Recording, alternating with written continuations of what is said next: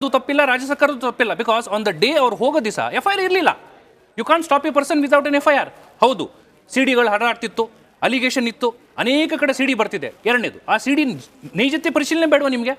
Already Prajwal has gone to court. ಅವ್ರಿಗೊಂದು interim injunction ಸಿಕ್ಕಿದೆ stating that ನನ್ನ ಯಾವುದೇ ಥರದ ಡಿಫಮೇಟರಿ ಕಂಟೆಂಟ್ ಅನ್ನು ಕೊಡಬೇಡಿ, ಟೆಲಿಕಾಸ್ಟ್ ಮಾಡಬೇಡಿ ಅಂತ already court has passed an order. Court order ಇದ್ದಾಗ even Prajwal himself is telling ಇದೆಲ್ಲ ಸುಳ್ಳು ಮಾರ್ಫ್ ವಿಡಿಯೋಸ್ ಅಂತ.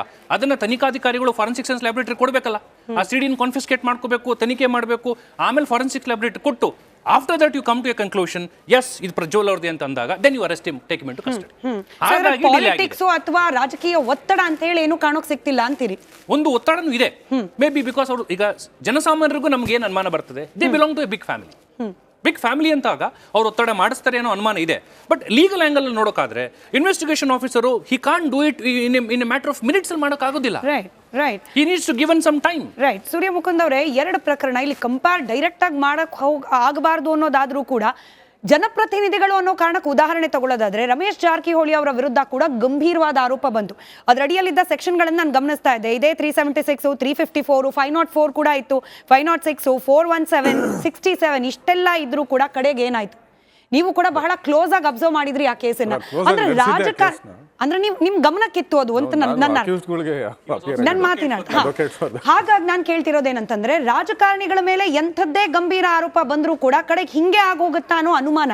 ಈ ಪ್ರಜ್ವಲ್ ರೇವಣ್ಣ ಅವ್ರ ವಿರುದ್ಧ ಕೇಳೋಕ್ ಸಿಕ್ಕಿರೋ ಆರೋಪಗಳನ್ನ ಗಮನಿಸ್ತಿದ್ದಾಗ ತನಿಖೆ ಎಷ್ಟು ವಿಳಂಬ ಆಗ್ತಾ ಹೋಗುತ್ತೋ, ಎಷ್ಟು ವಿಳಂಬವಾಗಿ ಅವರನ್ನ ಅರೆಸ್ಟೋ ಅಥವಾ ಬೇರೆ ಆಕ್ಷನ್ ಆಗುತ್ತೋ, ಜನಸಾಮಾನ್ಯರಿಗೆ ಏನ್ ಅನ್ಸುತ್ತೆ, ಇದು ಬೇಕಂತಲೇ ಡಿಲೇ ಆಗ್ತಾ ಇದೆಯಾ, ಈ ಪ್ರಕರಣ ಕೂಡ ಹೀಗೆ ಮೆತ್ತಗಾಗಿ ಹೋಗ್ಬಿಡುತ್ತಾ, ಹೈ ಪ್ರೊಫೈಲ್ ಅನ್ನೋ ಕಾರಣಕ್ಕೆ ಅನುಮಾನ ಬರುತ್ತೆ. ಅಲ್ಲ, ಜನಸಾಮಾನ್ಯರ ಅನುಮಾನನ ಸುಳ್ಳು ಅಥವಾ ಅನುಮಾನ ಅದನ್ನು ಒಪ್ತಕ್ಕ ನಡಿ ಈಗ ಶುರು ಮಾಡೋಣ. ಕೇಸರಿಯಿಂದ ಮನೋಲ್ಲಾಸ ಮನಸ್ಸು ಮತ್ತೇರಿ ಕುಣಿದಾಡಿದೆ ನೋಡು, ಮನಸ್ಸು ಮತ್ತೇರಿ ಕುಣಿದಾಡಿದೆ ನೋಡು. ಕ್ಷಣ ಕ್ಷಣವೂ ಆಚರಿಸಿ ಕೇಸರಿ ಹಬ್ಬ. ವಿಮಲ್ ಬಾಯಲ್ಲಿ ಹೇಳಿ ಕೇಸರಿ ಅಂಥದ್ದಲ್ಲ ಅಂತ ಹೇಳೋಕ್ಕಾಗಲ್ಲ, ಯಾಕೆಂದರೆ ಅನುಮಾನಗಳು ಸತ್ಯ ಇದ್ದಾವೆ. ಸೊ ಇವತ್ತಿನ ನೀವು ರಮೇಶ್ ಜಾರಕಿಹೊಳಿ ಅವ್ರ ಪ್ರಕರಣ ಆಗಲೇ ಡಿಸ್ಕಷನ್ ಆರಂಭ ಆಗೋದಕ್ಕಿಂತ ಮುಂಚೆ ಸುನಿಲ್ ಅವರು ಅದನ್ನೇ ಹೇಳ್ತಾ ಇದ್ರು, ಇಡೀ ನಾವು ಯಾವುದಾದ್ರೂ ಪ್ರಕರಣವನ್ನು 376 ಪ್ರಕರಣದಲ್ಲಿ ಆರೋಪಿ ಬಂಧನ ಆಗದೇ ಇರುವಂಥ ಪ್ರಕರಣ ಯಾವುದಾದ್ರು ಇದ್ದರೆ ಅದು ರಮೇಶ್ ಜಾರಕಿಹೊಳಿ ಪ್ರಕರಣ ಅಂತ.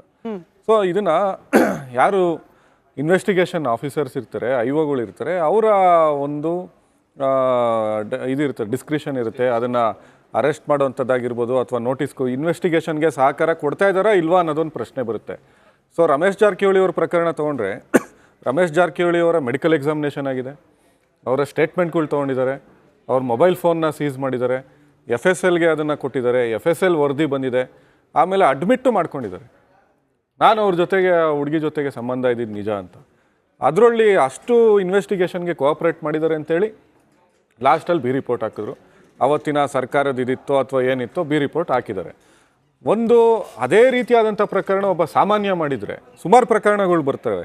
ಮದುವೆ ಆಗ್ತೀವಿ ಅಂತ ಹೇಳ್ಬಿಟ್ಟು ಮೋಸ ಮಾಡ್ಬಿಟ್ಟ ಅಂತೇಳಿ ನಾವೇ ಆ ಥರದ್ದು, ಸುನಿಲ್ ಅವರು ಬೇಲ್ ಕೊಡಿಸಿರ್ತಾರೆ, ನಾನು ಬೇಲ್ ಕೊಡಿಸಿರ್ತೀವಿ. ಸೊ ಆ ಥರ ಪ್ರಕರಣಗಳಲ್ಲಿ ಏನು ಮಾಡ್ತಾರೆ, ಇಡೀ ಅವ್ರ ಕುಟುಂಬನ ತೊಗೊಂಬಂದು ಕೂಡಾಕೊಂಡ್ಬಿಡ್ತಾರೆ. ಮನೆಯವ್ರನ್ನ, ಅವರ ತಂದೆ ತಾಯಿನ, ವಯಸ್ಸಾದವ್ರನ್ನ ಯಾರನ್ನೂ ನೋಡಲ್ಲ, ಎಲ್ಲರನ್ನೂ ಕರ್ಕೊಂಬಂದು ಪೊಲೀಸ್ನವ್ರು ಕೂರಿಸ್ಕೊಂಡ್ಬಿಡ್ತಾರೆ. ಒಂದು 376 ಕೇಸ್ ಆಗಿದೆ ಬಾಯಿಲ್, ಅಲ್ಲಿ ಬಲವಂತ ಇದೆಯಾ ಅಥವಾ ವಿತ್ ಕನ್ಸೆಂಟ್ ಇದೆಯಾ ಯಾವುದೂ ಫಸ್ಟು ಪ್ರೈಮಾ ಫೇಸಿ ಇದು ಮಾಡಲ್ಲ. ಅದೇ ರಮೇಶ್ ಜಾರಕಿಹೊಳಿಗಾದರೆ ಕನ್ಸೆಂಟ್ ಇದೆಯಾ ಇಲ್ವಾ, ಬಂದು ಮನೆಯಿಂದ ಬಂದು ಹೋಗೋದಕ್ಕೆ ಇದಕ್ಕೆಲ್ಲ ಅವಕಾಶ ಇರ್ತದೆ. ರೇವಣ್ಣ ಅವ್ರಿಗೆ ಬಂದು ಹೋಗೋದಕ್ಕೆಲ್ಲ ಅವಕಾಶ ಇರ್ತದೆ. ಒಂದು ಪೊಲೀಸ್ ಇಲಾಖೆ ಇದನ್ನು, ಯಾವುದೇ ಸರ್ಕಾರ ಇರಲಿ, ನಾನು ಯಾವಾಗಲೂ ಭಾವಿಸೋದೇನು ಅಂದರೆ ವೈಯಕ್ತಿಕವಾಗಿ ಕಾಂಗ್ರೆಸ್ಸು BJP ಅನ್ನೋದು ಬಿಟ್ಬಿಡಿ, ಒಂದು ಪೊಲೀಸ್ ಇಲಾಖೆ ಅವರು ಒಂದು ಯಾವುದೇ ನಿರ್ಭೀತಿಯಿಂದ ಅಥವಾ ಯಾವುದೇ ಒತ್ತಡ ಇಲ್ಲದೆ ಕೆಲಸ ಮಾಡುವಂಥದ್ದು ಆಗಬೇಕು. ಆರೋಪಿಯ ಹಿನ್ನೆಲೆ ಏನೇ ಇರ್ಬೋದು, ಆರೋಪಿಯ ಅಪರಾಧ ಮುಖ್ಯ ಆಗುತ್ತೆ. ಏನು ತಪ್ಪು ಮಾಡಿದ್ದಾನೆ ಅದ್ರ ವಿರುದ್ಧ ಕ್ರಮ ತಗೊಬೇಕೇ ಹೊರತು ಅವನ ಸೋಷಿಯಲ್ ಸ್ಟ್ಯಾಂಡು, ಅವನ ಪೊಲಿಟಿಕಲ್ ಕೆಪಬಿಲಿಟಿ ಅಥವಾ ಹಣವಂತನ ಈ ಆಧಾರದ ಮೇಲೆ ಇನ್ವೆಸ್ಟಿಗೇಷನ್ ಮಾಡೋದು ತಪ್ಪು. ನಾವು ನಮ್ಮ ಕಣ್ಮುಂದೆನೇ ಉದಾಹರಣೆ ಇದೆ. ಯಡಿಯೂರಪ್ಪ ಅವರು ಮುಖ್ಯಮಂತ್ರಿಗಳಾಗಿದ್ದಾಗ ಲೋಕಾಯುಕ್ತದಲ್ಲಿ ಅವ್ರ ವಿರುದ್ಧ PCR ಆಗುತ್ತೆ. ಅದಾದಮೇಲೆ ಪ್ರಕರಣ ನ್ಯಾಯಾಲಯ ವಿಚಾರಣೆಗೆ ತೊಗೊಂಡು ಅವ್ರನ್ನ ಅರೆಸ್ಟ್ ಮಾಡಿಸುತ್ತೆ.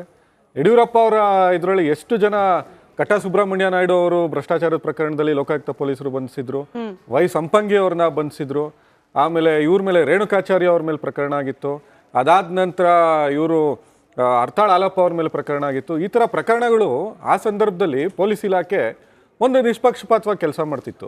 ಈಗೇನಾಗಿದೆ, ನಾವು ಇಡಿ ಮತ್ತು CBIನ ಉದಾಹರಣೆ ತೊಗೊಬೇಕಾಗುತ್ತೆ. ನಮ್ಮ ಪೊಲೀಸರು ಅರವಿಂದ್ ಕೇಜ್ರಿವಾಲ್ ಅವ್ರನ್ನ ಹೆಂಗೆ ಬಂಧಿಸ್ತಾರೆ, ಆಮೇಲೆ ಮನೀಶ್ ಸಿಸೋಡಿಯಾ ಅವ್ರನ್ನ ಹೆಂಗೆ ಬಂಧಿಸ್ತಾರೆ, ಆರ್ಥಿಕ ಅಪರಾಧದಲ್ಲಿ 1 ವರ್ಷ 2 ವರ್ಷ ಜೈಲಲ್ಲಿ ಇಡ್ತಾರೆ. ಇಡಿ ಮಾಡುವಂಥ ಕೆಲಸನ ಯಾಕೆ ಈ ಪೊಲೀಸರು ಮಾಡೋಕ್ಕಾಗ್ತಾ ಇಲ್ಲ? ಸೊ ಇವರು ಬಲಾಢ್ಯರು, ರಾಜಕೀಯವಾಗಿ ಪ್ರಭಾವಶಾಲಿಗಳು ಅವೇನೇ ಇರ್ಬೋದು. ಹಿಂಗೆ ಹೇಳಿದ್ರೆ ಸರ್ಕಾರ ಯಾರ್ದಿರೋದು?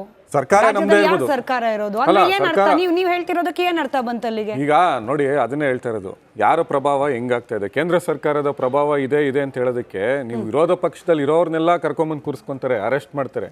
ಅದೇ ಆಡಳಿತ ಪಕ್ಷದಲ್ಲಿ ಇರೋವಂಥವ್ರನ್ನ ಇವರು ಯಾರನ್ನೂ ಕೂಡ ಇವತ್ತವರೆಗೂ ಇಡಿ ಆಗಲಿ CBI ಆಗಲಿ ಬಂಧಿಸಲಿಲ್ಲ. ಈ ಪ್ರಕರಣದಲ್ಲೂ ಕೂಡ ಪೊಲೀಸರು ಈಗ ಆರಂಭದಲ್ಲಿ ಪ್ರಕರಣವನ್ನು ದಾಖಲು ಮಾಡಿಕೊಂಡಂಥ ಸಂದರ್ಭದಲ್ಲಿ ಅವ್ರು ಏನು ಆರೋಪವನ್ನ ಮಾಡಿರ್ತಾರೆ ಅದ್ರ ಮೇಲೆ ಸೆಕ್ಷನ್ ಅನ್ನ ಹಾಕ್ತಾರೆ. 376 ಹಾಕ್ಬೇಕು ಅನ್ನಂಗಿದ್ರೆ ಅತ್ಯಾಚಾರ ಆಗಿದೆ ಅಂತ ಹೇಳ್ಬೇಕಾಗಿತ್ತು ಅವರು.